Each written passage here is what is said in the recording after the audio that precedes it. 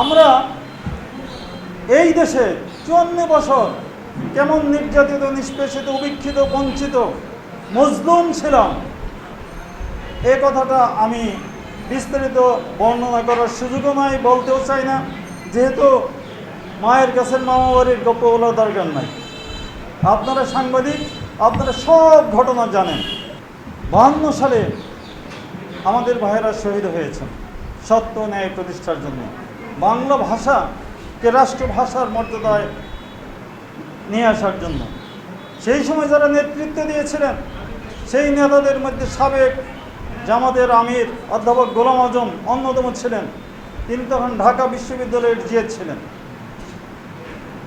এরপরে যারা নেতৃত্ব দিয়েছেন আপনারা দেখেন, তারা প্রত্যেকেই ইসলামপন্থী ছিলেন। শহীদ বরকত, জব্বার, সালাম, আমাদের ধনবাড়ির যে জমিদার নবাবজাদা নওয়াব আলী চৌধুরী, তিনি কিন্তু 1911 সালে প্রথম বাংলা ভাষা আন্দোলনের বাংলা ভাষাকে রাষ্ট্রভাষা প্রতিষ্ঠার কথা ঘোষণা করেছিলেন, দাবি করেছিলেন। মৌলানা ভাসানী, তিনি রাষ্ট্রভাষা আন্দোলনে সক্রিয় ভূমিকা পালন করেছেন এবং বিপ্লবী ভূমিকা পালন করেছেন। এরপরে দেখেন 52 ভাষা আন্দোলনের পরে আস্তে আস্তে আইয়ুব শাহীর বিরুদ্ধে আন্দোলন গড়ে উঠল, 69-এর আন্দোলন।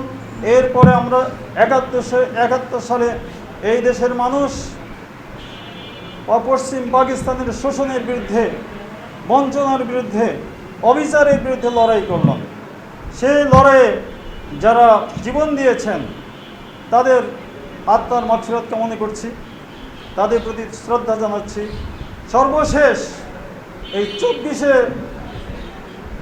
5ই আগস্ট পর্যন্ত যারা জালিম শাসকের বিরুদ্ধে রুখে দাঁড়িয়েছিলেন, শাসকের অন্যায়, অবিচার, অত্যাচারের বিরুদ্ধে কথা বলেছেন, বুকের তাজা রক্ত ঢেলে দিয়েছেন, যারা পঙ্গুত্ব বরণ করেছেন, যারা শাহাদত বরণ করেছেন, যারা আজকেও হাসপাতালে ধুকে ধুকে কাতরাচ্ছেন, তাদের সকলের প্রতি আমি শ্রদ্ধা জানাচ্ছি।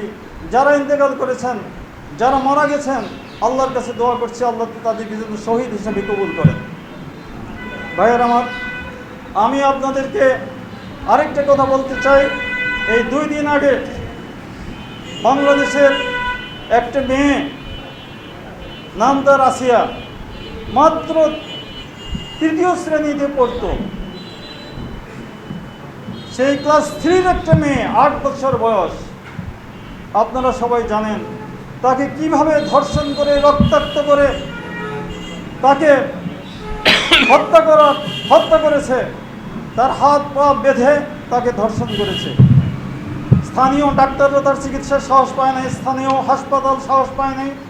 এরপরে ঢাকা আর্মি হাসপাতালে তাকে সুচিকিৎসা দেওয়ার ব্যবস্থা করা হয়েছে, কিন্তু সেই মেয়েটা 2 দিন আগে ইন্তেকাল করেছে।